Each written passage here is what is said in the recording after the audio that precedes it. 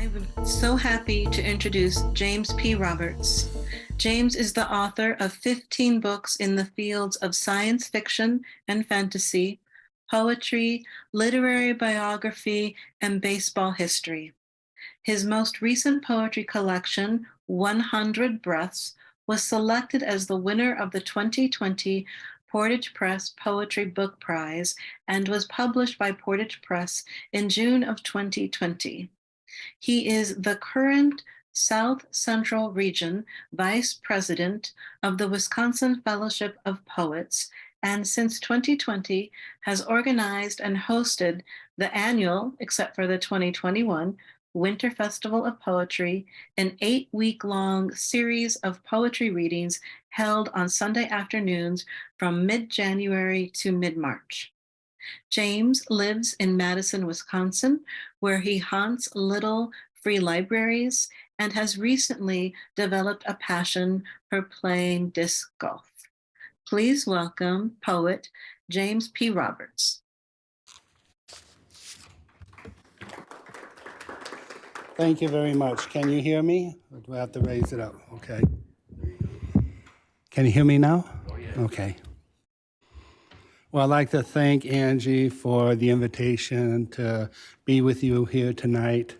And I'd like to thank you for this opportunity to share some of my words. This poem is called In a Garden of Withered Flowers. She fingers my original Peter Max tie, liquid blue eyes set soft with wonder. Pretty, she murmurs. So pretty. Her name is Patty. She looks about 30, dark hair spilling over her face, her voice a bird's trill at dawn. Patty was the first of those I would meet as I arrived at the Adult Day Center to speak about poetry and help write a group poem. Lauren, the facilitator, a bell-shaped woman with long, wavy, wheat blonde hair, urged Patty away from my tie, taking her by the hand and guiding her to a chair. As Lauren introduced me, I surveyed the 24 people gathering, scattered around the dining room area. The old Black woman, comfortable in a plush chair, calmly knitting.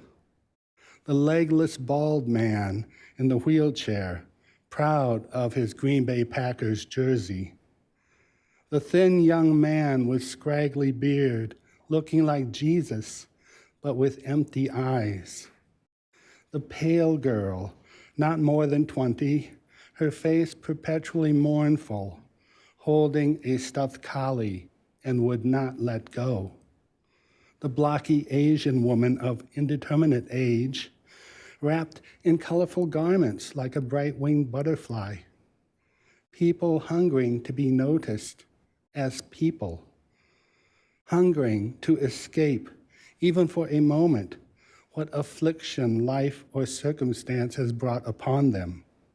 Hungering just to make it through another day. I read a few poems, then we started the group poem, Ode to Fall. Eager voices chimed in faster than Lauren could write on the erasable board she had set up on an easel. The hour was over, much too quickly. The poem completed, it would be typed up and published in the Day Center newsletter. The Asian woman approached, hands folded, and began bowing. I was told that she was mute, could not speak. This was her way of showing appreciation. I bowed in return many times. For that one day, that 1 hour, I felt I had been a gardener tending to flowers, lovely human flowers, not withered at all. Thank you very much.